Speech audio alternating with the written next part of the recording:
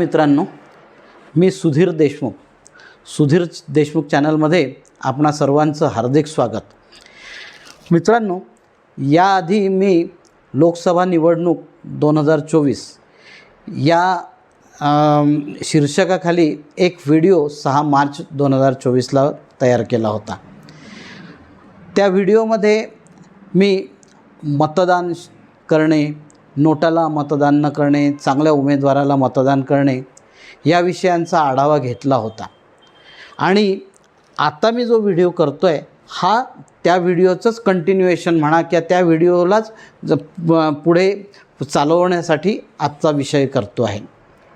मित्रांनो, इलेक्शन 2024 त्याचे डिंडिम वाजायला लागलेले, त्याच्या रणभेरी वाजायला लागलेल्या. एवढंच नव्हे तर 7 फेऱ्यांमध्ये जी निवडणूक होणार आहे त्यातल्या पहिल्या फेरीचं जे आपल्याला नामांकन करायचं आहे ती तारीखसुद्धा संपलेली आहे. कदाचित आज 29 तारखेला पहिल्या फेरीच्या नामांकनाचे स्क्रुटिनी चालू असेल.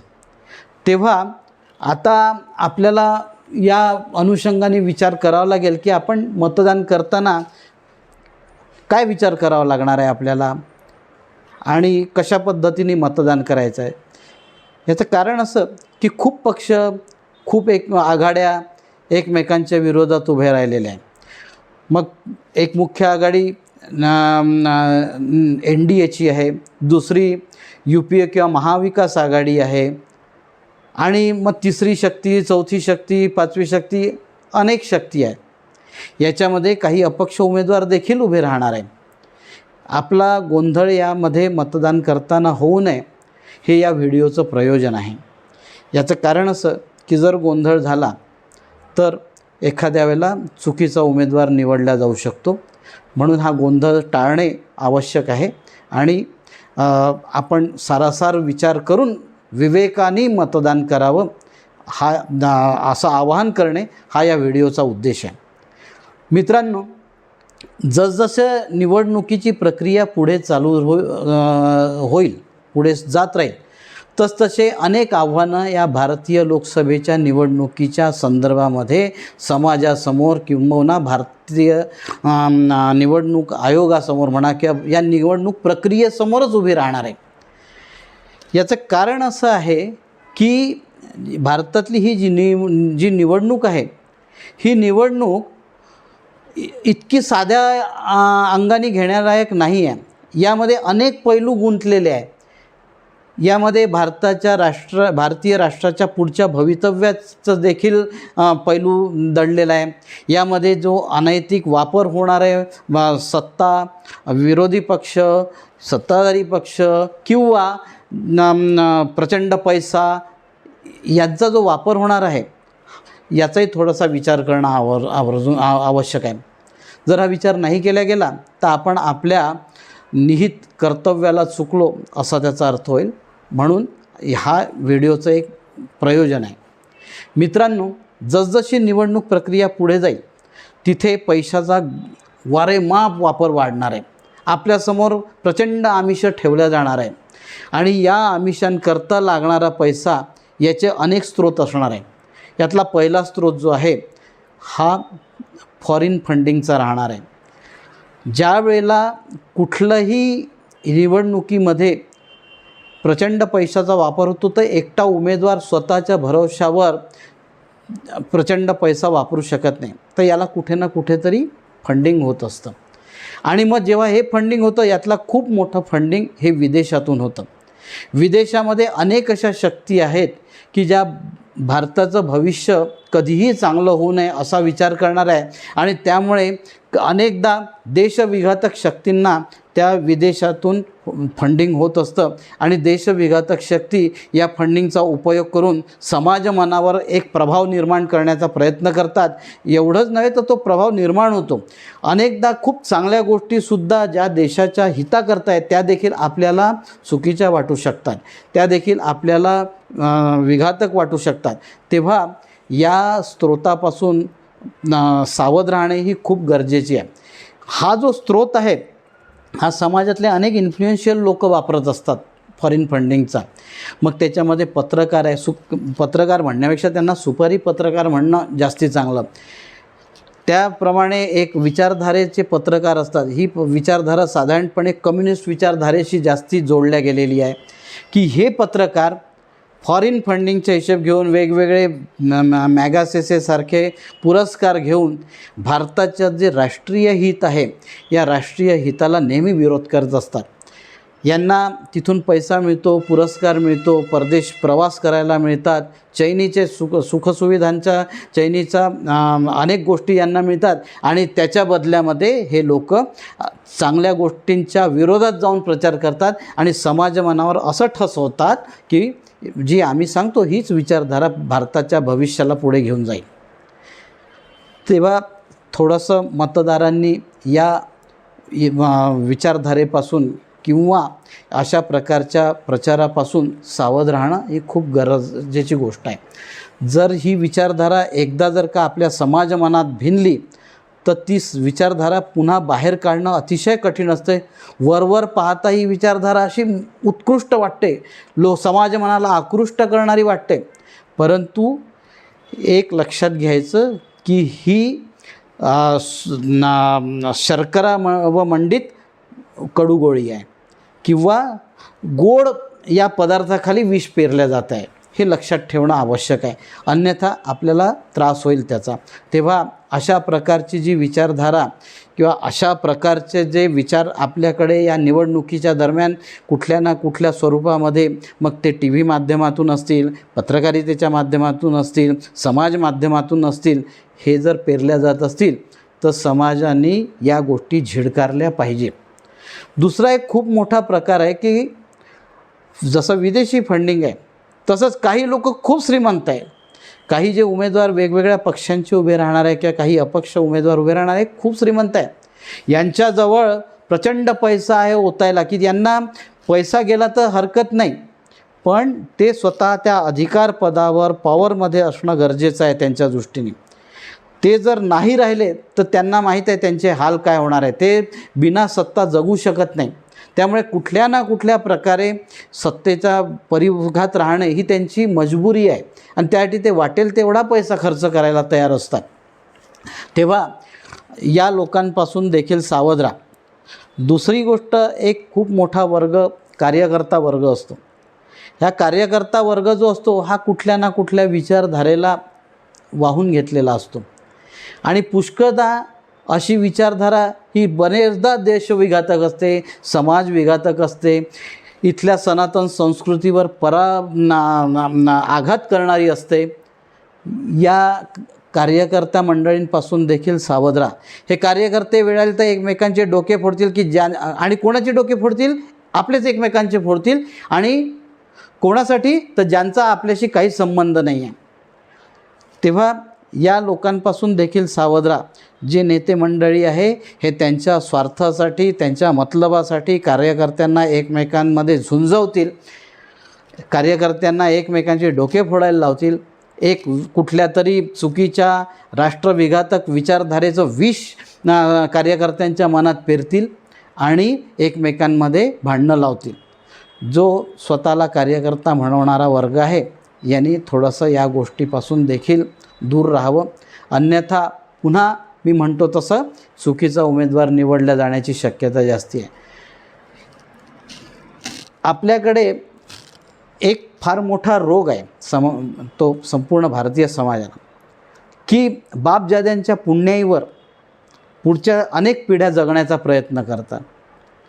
कधीतरी एखाद्या माणसाने स्वातंत्र्य संग्रामात 2-4 लाठ्या खाल्ल्या, 2-4 महिने जेलमध्ये गेला, एवढ्या पुण्याईवर त्यांच्या 2 आणि 4 पिढ्या लोकसभेत पोचाव्या किंवा विधानसभेत पोचाव्या, इतका क्षुद्र भारताचं राजकारण असू नये. भारताच्या मतदारांनी जेव्हा विचार करतो, आपण लोकसभेकरता किंवा विधानसभेकरता मतदान करतो, त्याला हा विचार करणं गरजेचं आहे की एका पिढीच्या थोड्याशा त्यागासाठी आपण खरंच त्याच्या किती पिढ्यांना या गोष्टीचं हे द्यावा, किती पिढ्यांना पद द्यावं, किती पिढ्यांना आपण आपला उमेदवार म्हणून निवडून द्यावा, हा विचार करणं गरजेचं आहे. जर तो माणूस योग्य नसेल तर अशा लोकांना कुठल्याही परिस्थितीमध्ये निवडून देऊ नका. एक खूप मोठी गोष्ट पुन्हा या निवडणुकीच्या माध्यमातून येतं. आता पैशांच्या थैल्या नेते मंडळींच्या मोकळ्या होतील.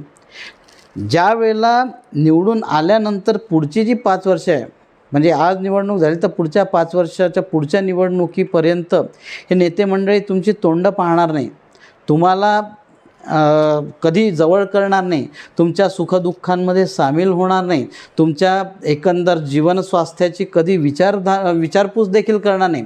पण आता मात्र यांचे पैशांच्या थैल्या सुटतील. तेव्हा कृपया मेहरबानी करून माझा आपणाला सर्वांना आवाहन आहे की त्यांच्या 1000, 500, 2000, 5000 रुपयांसाठी आपलं 5 वर्षाचं भविष्य गहाण ठेवू नका. ज्या वेळेला नेते मंडळी तुम्हाला असे आर्थिक आमिष दाखवतील, या लक्षात ठेवा की ते त्यांच्या पुढच्या पिढीची तरतूद करतात आहे, ते तुमच्यासाठी काहीही करणार नाही. तेव्हा थोडक्याशा किंवा थोड्याशा आर्थिक प्रलोभनाखाली आपलं मत विकू नका, आपलं भविष्य विकू नका.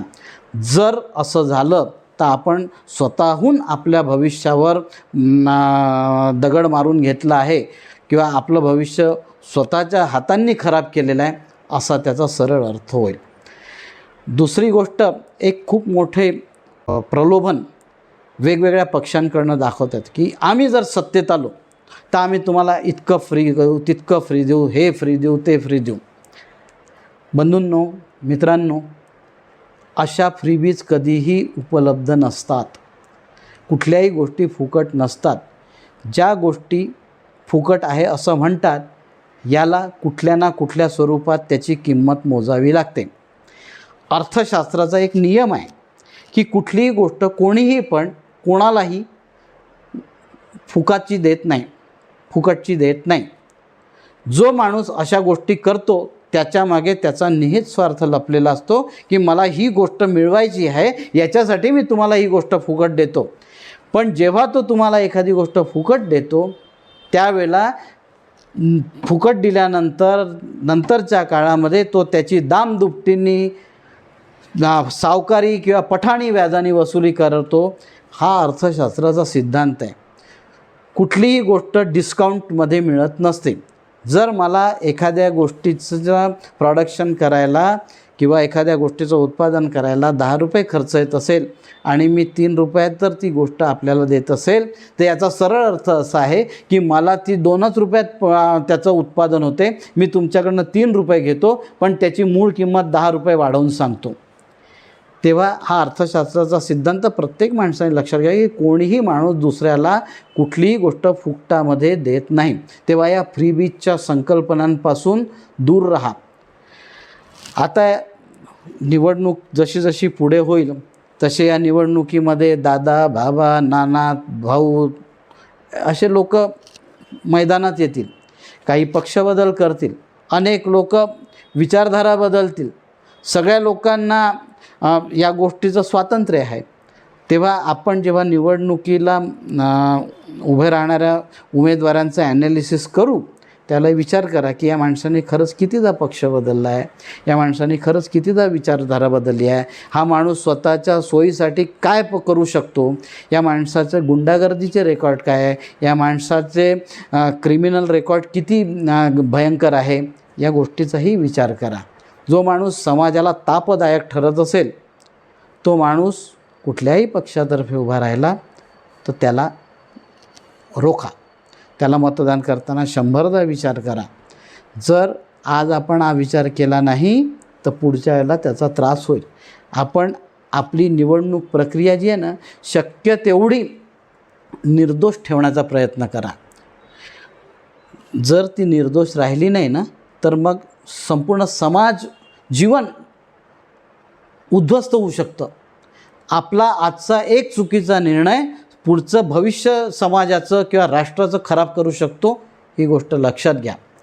दुसरी गोष्ट मी आपल्याला पुन्हा वारंवार आपल्याला आवाहन करेल की थोडासा सुशिक्षित, तुमचे प्रश्न समाजासमोर, संसदेमध्ये, विधानसभेत मांडणारे जे उमेदवार असतील त्यांना निवडून द्या. याच्यामध्ये कोणीही एकमेकांचा शत्रू नसतो. जो एखादा तुम्ही चांगला उमेदवार जर उभा राहिला तर त्याचं चारित्र्य पाहून त्याला निवडून द्या. जर नाही तर आपण स्वतःच्या भविष्यावर स्वतःच्या हाताने कुऱ्हाड चालवणार आहे, हे लक्षात असू द्या. दुसरी गोष्ट, जेव्हा निवडणुका होतील, मतदानाचे दिवस हे बरेचदा असे राहतात की लागून मागे पुढे त्याच्या सुट्ट्या राहतात. तेव्हा आउट स्टेशनला जाण्याचा किंवा आउटिंगला जाण्याचा मोह टाळा. सुशिक्षित समाजाने देखील हा विचार करा की आपलं 100% मतदान तिथे झालं पाहिजे. जर आज 100% मतदान झालं नाही तर बरेचदा प्रलोभनांना भुलून मतदान करणारे लोक जर मेजॉरिटीत गेले तर तुमचे चांगले कॅन्डिडेट पडतील, चांगले उमेदवार पडतील, सुशिक्षित उमेदवार पडतील आणि चुकीचे उमेदवार निवडून येतील. त्या कृपया आउटिंगला त्या दिवशी जाऊ नका. आपला मतदानाचा अधिकार 100% मतदारांनी बजावावा. आणि दुसरं, पुन्हा एकदा तीच गोष्ट सांगतो की नोटाला पर्याय वापरू नका. नोटा हे कुठल्याही प्रकारे प्रतिक्रियेचं स्थान नाही आहे, लक्षात घ्या. आपल्याला जरी एखाद्याला राजकीय प्रक्रिया आवडली नाही किंवा या राजकीय समाज जीवनाचं जे राजकीय हे आहे ते आवडलं नाही, तरी पण नोटाला मतदान करू नका. कुठल्या तरी व्यक्तीला करा. व्यक्तीला केलं तर तुम्ही त्याला जाब विचारू शकाल. नोटाच्या पर्यायाला जाब विचारू शकत नाही. तो एकदम बिनडोक पर्याय आहे आणि त्या ह्याच्याहून एखाद्याला असा उमेदवार निवडून येऊ शकतो की जो कालकुटाहूनही भयानक असू शकेल. तेव्हा सावधान. 100% मतदान, नोटाला मतदान करणार नाही, या 2 गोष्टी लक्षात असू द्या. दुसरी गोष्ट, आता नाशिक लोकसभा मतदारसंघाचं जे मतदान होणार आहे याच्यामध्ये नाशिककर मतदारांनी पूर्ण प्रयत्न करायचा आहे की 100% मतदान झालं पाहिजे. मी कुठल्याही परिस्थितीत माझं मतदान चुकवणार नाही, ही काळजी घ्या. ज्यांनी अजूनही रजिस्ट्रेशन केलं नसेल करा. अजूनही थोडे दिवस बाकी आहे. कृपया या 2 गोष्टींचा विचार करा की 100% रजिस्ट्रेशन, 100% मतदान, आणि आपण मतदानाला पुढे जाऊ. हा जो मतदानाचा महोत्सव आहे लोकसभेच्या मतदानाचा, हा आपण सर्वांनी एन्जॉय करायचा आहे. चांगला उमेदवार निवडून द्यायचा आहे, सुशिक्षित आणि चारित्र्यवान उमेदवार निवडून द्यायचा आहे. इथे थांबतो. धन्यवाद.